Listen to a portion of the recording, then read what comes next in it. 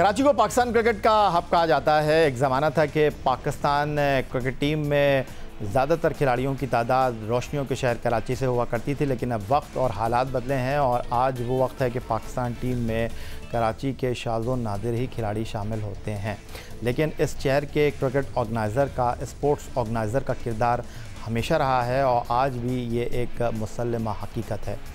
Pakistan cricket में मरहूम doctor Mohammad Ali Shah, जो माजी में पाकिस्तान क्रिकेट बोर्ड के गवर्निंग बोर्ड का हिस्सा रहे, सूबाई वज़ीर खेल रहे, कराची सिटी क्रिकेट एसोसिएशन के सेक्रेटरी रहे, सदर रहे, उनके फ़र्जंद डॉक्टर जुनैद अली शाह इस वक्त कराची हॉकी एसोसिएशन के सदर हैं और क्रिकेट ऑर्गेनाइज़र की हैसियत से खिदमत अंजाम दे रहे हैं, जो कि इस वक्त हमारे साथ मौजूद हैं। डॉक्टर जुनैद अली शाह, खुशामदीद कहेंगे आपको प्रोग्राम में।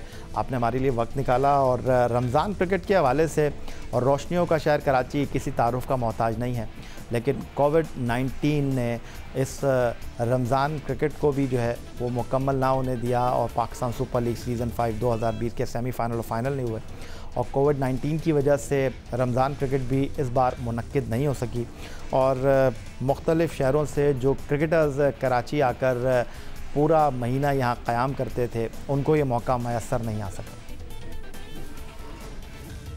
बिल्कुल यही, thank you very much for having me again. और बिल्कुल सही कह रहे हैं आप कि रमज़ान टूर्नामेंट जो है वो कई एक साल से हमारे यहाँ चल रहा था। कराची से इसकी शुरुआत हुई। आपको याद होगा कि रमज़ान सुपर कप के नाम से एक टूर्नामेंट होता था बख्तियारी यूथ सेंटर पे 25 ओवर्स का। वो मेहताब साहब थे, वो कराते थे। और फिर ये टूर्नामेंट जब असगर अली शाह स्टेडियम बना तो इसको असगर अली शाह स्टेडियम पे शिफ्ट किया और फिर कराची जिम खाना में, मुझे अच्छी तरह याद है, मैं भी उस दिन वहाँ मौजूद था, कोई 25 साल पहले उधर भी 25 ओवर का टूर्नामेंट होता था। तो अराउंड 24 ईयर्स अगो वहाँ पे ये डिसीजन हुआ जिसमें शाह साहब ने कहा कि इसको 20 ओवर की क्रिकेट होना चाहिए, 25 की भी ज़्यादा है रमज़ान के हवाले से, क्योंकि लोग रोज़े में होते हैं, उनको प्रॉब्लम होती है। तो उस पे फिर ये 20 ओवर की क्रिकेट शुरू हुई। उस वक्त कहीं दुनिया में 20 ओवर की क्रिकेट नहीं होती थी। This was the first ever time. और इस साल इत्तेफाक से हमारा 25वां साल था। हमारा बड़ा इरादा था कि इसको बड़े धूमधाम से मनाएंगे क्रिकेट को, लेकिन ज़ाहिर है ये कोरोना जैसे कि बहुत सारी चीज़ें पाकिस्तान की कोरोना की, दुनिया की कोरोना की नज़र हो गई हैं, तो इस तरह इस साल अनफॉर्चुनेटली रमज़ान टूर्नामेंट भी नहीं होगा। लेकिन आई एम श्योर कि जियो सुपर जो है वो पिछली रिकॉर्डिंग्स दिखा के कम से कम लोगों को उसकी याद ज़रूर ताज़ा रखेगा, ताकि नेक्स्ट ईयर जब हम 25वां टूर्नामेंट करें तो उसी धूमधाम से हो सके जिस तरह इस साल हमारा इरादा था। बिल्कुल ठीक है। आपने डॉक्टर जुनैद अली शाह जियो सुपर की आपने बात की, पाकिस्तान का पहला स्पोर्ट्स चैनल जिसने ग्रास रूट लेवल पर न सिर्फ क्रिकेट बल्कि दीगर खेलों की तरवीज और तरक्की में, उनके फ़रोग़ में अहम किरदार अदा किया। और doctor Mohammad Ali Shah AO. Trophy night cricket tournament के हवाले से भी जियो सुपर ने अपना किरदार अदा किया। और आज अगर ये एक तनावर दरख्त है, रमज़ान क्रिकेट एक तनावर दरख्त की शक्ल में सामने आई है, तो इसमें पाकिस्तान के पहले स्पोर्ट्स चैनल का बड़ा हाथ है। लेकिन if I am not wrong 25वां साल था ये आपका, 25वां टूर्नामेंट था ये आपका जो नहीं हो सका। और लास्ट टाइम मुझे अच्छी तरह याद है कि जियो सुपर ने आपके टूर्नामेंट के क्वार्टर फाइनल, सेमीफाइनल और फाइनल दिखाए थे। बिल्कुल। अच्छा, हम क्योंकि जियो सुपर के साथ कोई हमारा कॉन्ट्रैक्ट तो नहीं था एज सच कि हम हर साल उनके साथ करेंगे, लेकिन जब भी हम आवाज़ करते थे तो जियो सुपर सबसे पहले आगे खड़ा होता था। और आपने भी देखा और सारी कौम ने देखा कि जियो सुपर स्पोर्ट्स को कवरेज करने में कितना एक्सपर्टीज़ रखता है, किस लेवल से उसको प्रोजेक्ट किया जाता था टूर्नामेंट को। और भी रमज़ान के 2-4 टूर्नामेंट्स जियो सुपर ने कवर किए और मतलब क्वालिटी वाइज किसी भी इंटरनेशनल स्टैंडर्ड से मैच करता है। लेकिन अनफॉर्चुनेट है अगेन के 25वां टूर्नामेंट है। हमारा पूरा इरादा था कि इस साल दोबारा जियो सुपर इसको लाइव दिखाएगा। और मतलब इस चैनल के हवाले से मैं बताता चलूँ कि द रीज़न कि ये जो हमारा जो सिलसिला था ये टूटा था, कुछ साल हमने फिर बीच में नहीं दिखाया टूर्नामेंट और फिर हमने दोबारा लास्ट ईयर जियो सुपर के साथ मिलकर इस टूर्नामेंट को टेलीवाइज़ कराया। उसकी अहम रीज़न ये भी थी कि पीसीबी के हवाले से जो उन्होंने इसके ऊपर, जो मैं शुरू से कहता हूँ, वो तो कहते हैं फ़ीस लेकिन हम कहते हैं फ़ाइन। तो उन्होंने कहा था कि अगर के 5 लाख रुपए की आप फ़ाइन भरें तो इसको नॉन टेलीवाइज़ करा सकते हैं, और अगर 15 लाख रुपए हमें दें फ़ाइन, जिसको मैं फ़ाइन कहता हूँ वो फ़ीस कहते हैं, अगर 15 लाख रुपए दें तो आप फिर इसको लाइव टेलीकास्ट करा सकते हैं। तो आपको भी पता है, और तमाम जो लोग क्रिकेट को ऑर्गेनाइज़ करते हैं इस लेवल की क्रिकेट को, क्योंकि हमारी क्लब लेवल की क्रिकेट है, ये कॉर्पोरेट, ये कोई बैंक्स और इसमें कोई बड़ी टीमें नहीं होती हैं, क्लब की टीम्स होती हैं, पूरे पाकिस्तान से हिस्सा लेती हैं, कोयटा से, पेशावर से, लाहौर से, इस्लामाबाद से, सारे पाकिस्तान से क्लब लेवल की टीम्स आती हैं। तो एक लिमिट है जितना हम उस पर चार्ज कर सकते हैं क्लब्स को, और फिर जाहिर है कि अगर 15 लाख रुपए इसकी फ़ीस भरनी पड़ जाए तो फिर वो फिर अफोर्डेबिलिटी के दायरे कार में नहीं आता, और फिर हमने ये तल्ख डिसीजंस लिए कुछ साल के, इसको हम टेलीवाइज़ नहीं कराएंगे। लेकिन चूँकि इस साल 25वां टूर्नामेंट था, इसलिए पूरा इरादा था इसको लाइव टेलीकास्ट कराने का और पीसीबी को भी 15 लाख देने का। उम्मीद तो हम रखते हैं कि पीसीबी किसी न किसी दिन ये मान लेगा कि इस टूर्नामेंट में जो है वो ज़्यादा कमाई का चक्कर नहीं होता है, ये ज़्यादा स्पोर्ट्स की प्रमोशन के लिए कराए जाते हैं। रमज़ान क्रिकेट और कराची हम बात कर रहे हैं, और हमारे साथ मौजूद हैं डॉक्टर मोहम्मद अली शाह, मरहूम के फ़र्जंद डॉक्टर जुनैद अली शाह। डॉक्टर साहब, अगर मैं गलती नहीं कर रहा, अभी आप बात कर रहे थे पाकिस्तान क्रिकेट बोर्ड ने रमज़ान टूर्नामेंट के लिए 5 लाख रुपए फ़ीस रखी, और वो टूर्नामेंट जो कि बराह रास्त टेलीविज़न पर दिखाए जाते हैं उनकी फ़ीस 15 लाख रुपए कर दी। और अगर मैं गलती नहीं कर रहा तो आप पाकिस्तान क्रिकेट बोर्ड के साथ बड़ा ख़तो ख़िताबत कर रहे थे, बड़ी नाराज़गी का इज़हार कर रहे थे, और ये जो 15 लाख पाकिस्तान क्रिकेट बोर्ड मांग रहा था टीवी पर टूर्नामेंट दिखाने के, और 5 लाख रुपए उन टूर्नामेंट की फ़ीस जो कि रमज़ान में कराची में मुनक्किद हो रहे थे, आपने इसके लिए लफ्ज़ इस्तेमाल किया कि ये पैसे पाकिस्तान क्रिकेट बोर्ड भत्ते की शक्ल में ले रहा है। क्या अब भी आप इस बात पर कायम हैं? बिल्कुल, मैंने इसको भत्ते का लफ्ज़ भी दिया था, और एक्चुअली उस ज़माने में नजम सेठी साहब पीसीबी के चेयरपर्सन थे, और वो उस वक्त अगर कि मुझे सही से याद है तो इंग्लैंड में एक सीरीज़ चल रही थी जिसके सिलसिले में वो लंदन में उस वक्त थे, और मेरी उनसे फ़ोन पे भी बात हुई थी, रब्ता भी हुआ था, और उन्होंने ये वादा किया था कि नेक्स्ट ईयर से, क्योंकि हमने उनको ऑडिटेड अपने अकाउंट्स भेजे थे इस टूर्नामेंट के हवाले से, तो उन्होंने बिल्कुल वो अकाउंट्स देखे थे और कहा था कि इसमें ज़रा भी कमर्शियल एलिमेंट नहीं है, और कुछ नहीं तो आपकी जेब से ही इस पर ख़र्च हो जाता है, जो नेचुरल सी बात है। अगर उसको आपने लाइव कराना टूर्नामेंट को तो उस पर उसके अपने ख़र्चे भी बढ़ जाते हैं टूर्नामेंट के। तो उन्होंने बिल्कुल वादा किया था कि नेक्स्ट ईयर जो है हम इसको दोबारा रिव्यू करेंगे।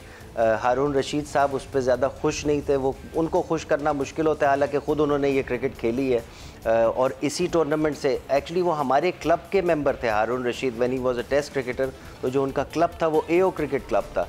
ये भी हिस्टोरिक बात है, आपको इस बहाने मैंने बता दी।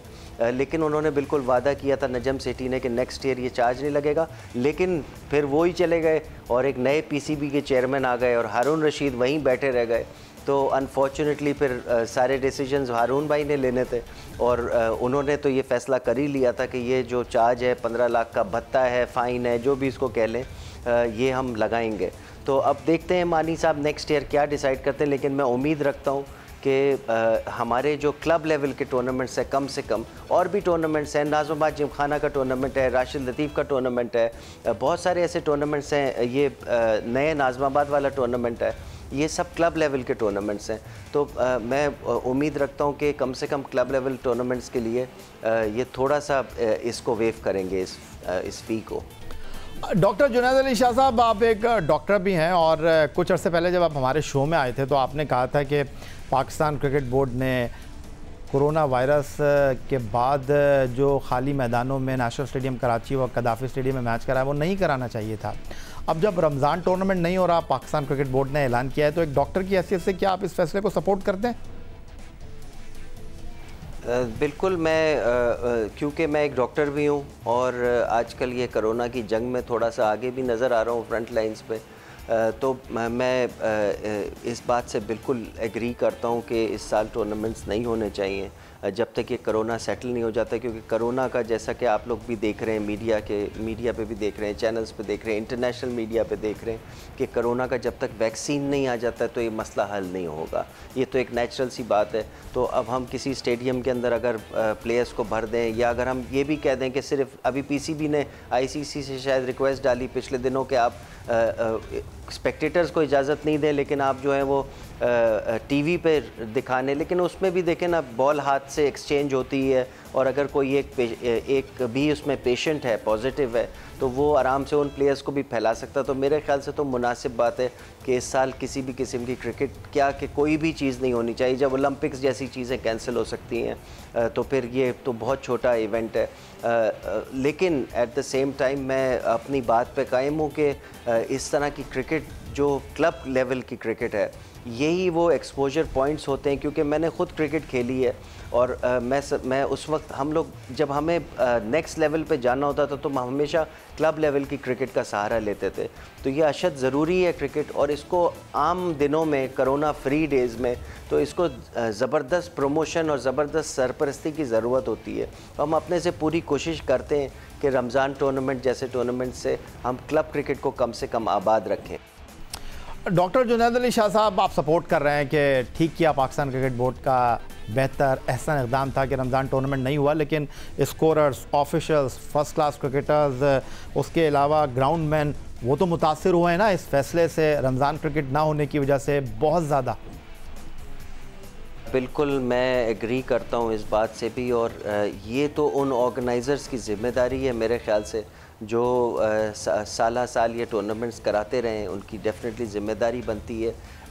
ज़्यादातर टूर्नामेंट्स में स्पॉन्सर्स भी ऑन बोर्ड होते हैं, तो मेरे ख़्याल से हम सारे जितने ऑर्गेनाइज़र्स हैं इस तरह के टूर्नामेंट्स के, और हमें ये बात अच्छी तरह से पता है, इसीलिए हम पीसीबी को बार बार परस्यू करते थे कि हम पे ये फ़ाइन ना लगाया जाए हर साल का, क्योंकि हमें ये बात अच्छी तरह से पता है कि इस क्रिकेट की वजह से, जैसा कि आपने अभी कहा कि स्कोरर्स हैं और प्लेयर्स हैं, मैच ऑफिशल्स हैं, ग्राउंडमैन हैं, पानी डालने वाला बंदा है घास पे, तो बहुत सारे लोग जो हैं उससे मुतासिर हो जाएंगे अगर के ये टूर्नामेंट्स नहीं हुए इस साल, जो कि नहीं होंगे।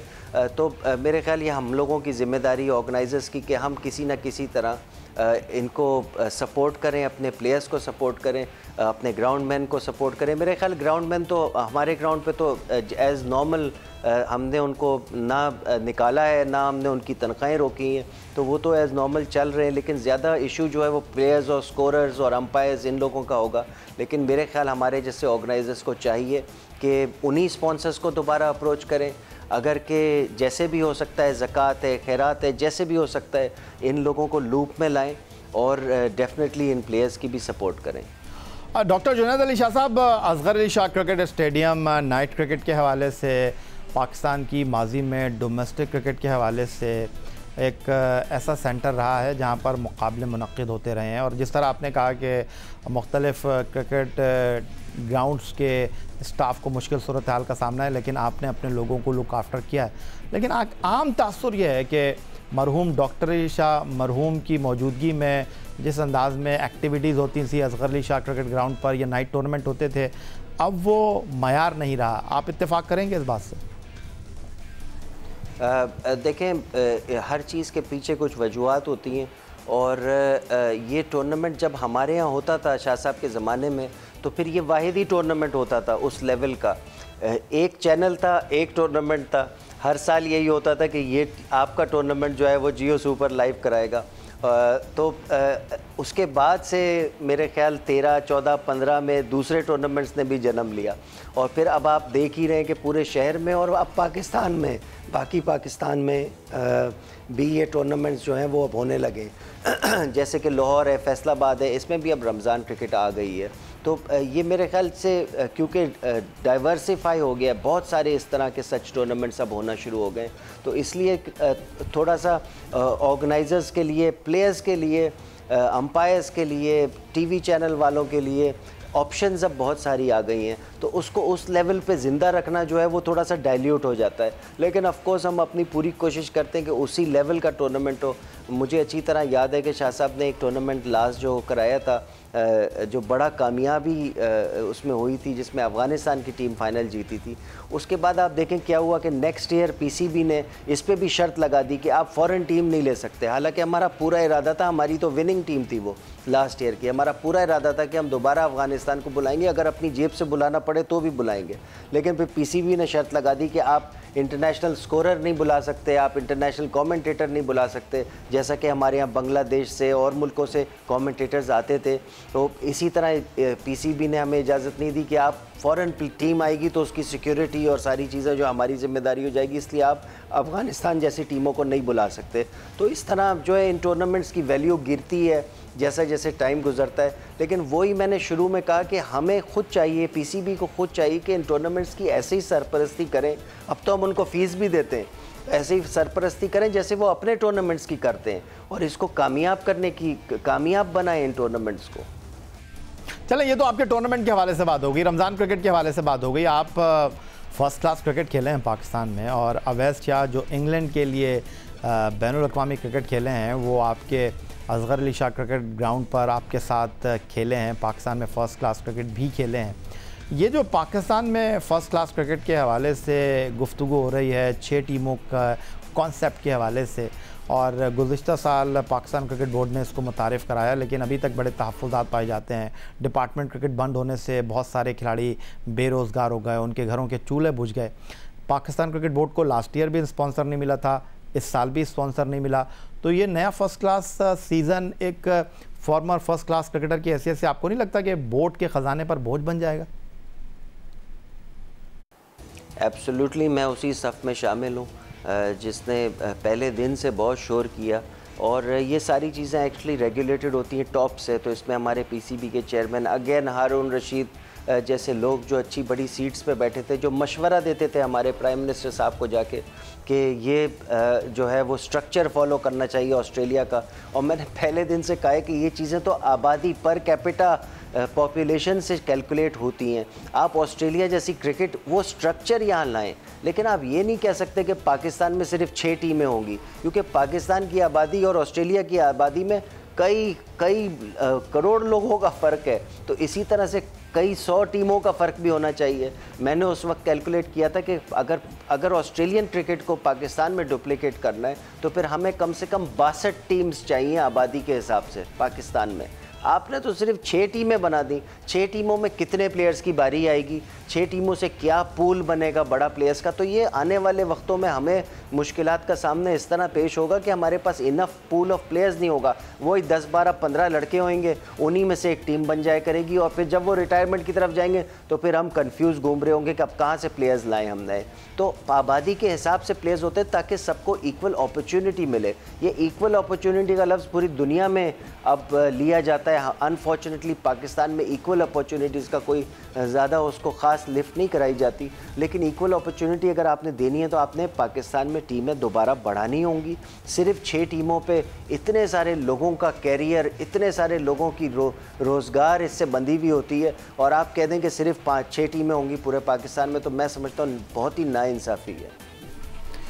डॉक्टर जुनैद अली शाह, कोविड-19 पेंडेमिक की वजह से दुनिया को लॉकडाउन का सामना करना पड़ा। दुनिया में एहतियाती तदाबीर के हवाले से नए SOPs मुरतब हुए।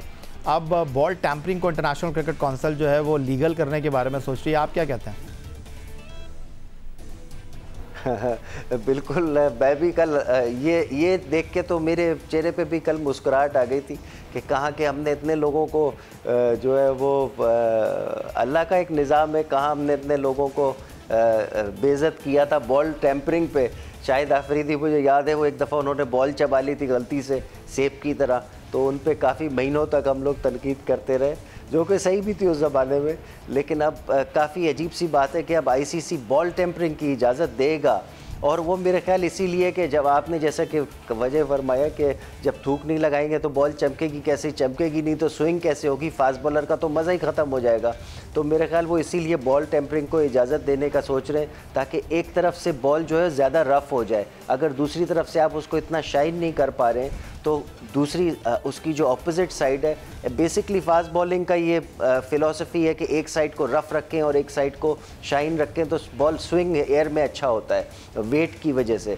तो मेरे ख्याल से इसीलिए बॉल टेम्परिंग की इजाज़त दी जा रही है। ताकि दोनों साइड्स में थोड़ा सा फ़र्क रहे। बेसिकली तो आपने वो डिफरेंस क्रिएट करना है क्रिकेट की बॉल में कि एक साइड थोड़ी अलग हो और दूसरी साइड उससे मुख्तलिफ हो।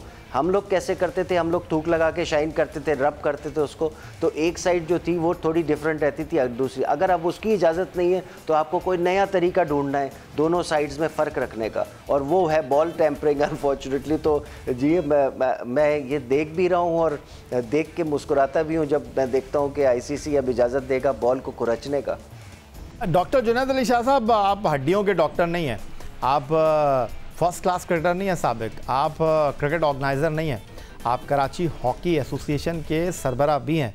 तो क्या कुछ चल रहा है इस कोविड-19 पेंडेमिक में, हॉकी के लिए क्या कुछ कर रहे हैं आप? लड़के अच्छे जमा हुए हैं कराची में कुछ हॉकी के हवाले से। अनफॉर्चुनेटली ये अब कोरोना भी आ गया, लेकिन अभी हमारी टीम पाकिस्तान के टूर पे गई थी और ये डार एकेडमी से और बाकी पाकिस्तान की भी सारी पेशावर की टीम्स और कोयटा की टीम्स आई हुई थी, तो उसमें काफ़ी अच्छी परफॉर्मेंस रही हमारी कराची हॉकी एसोसिएशन की टीम की। एंड में तो उन्होंने डार एकेडमी से 2 में 1 मैच हारे, 1 मैच ड्रॉ किया और फिर 1 मैच हराया भी है। तो मैं समझता हूँ कि अगर इस तरह की पुरानी एस्टैब्लिश एकेडमीज़ को टफ़ टाइम दे के आई है कराची हॉकी एसोसिएशन की टीम, तो ज़रूर कोई ना कोई बेहतरी आ रही होगी।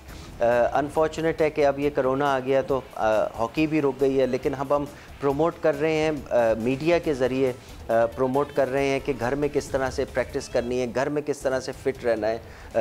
तो इसमें कुछ हमारे कोचेज़ हजरात हैं, वो भी वीडियोस बना के और लाइव स्ट्रीमिंग जैसे कि स्काइप और इन तरह के टूल्स को यूज़ करके घर में ट्रेनिंग कर रहे हैं। तो आई थिंक कि कराची का अच्छा फ्यूचर है। ज़रूर पिछले दिनों PHF से पिछले सालों से बहुत सालों से ये चक्कर वैसे चला आ रहा है कि कभी दोस्ती हो जाती है, कभी झगड़ा हो जाता है, लेकिन फॉर्चुनेटली अब PHF ने भी ये बात रियलाइज़ की कि कराची हॉकी एसोसिएशन बहुत अच्छा काम कर रही है और डेफिनेटली उसका अब रिज़ल्ट भी नज़र आ रहा है। पाकिस्तान कैंप में भी कुछ कराची के लड़के अब शिरकत कर लेते हैं।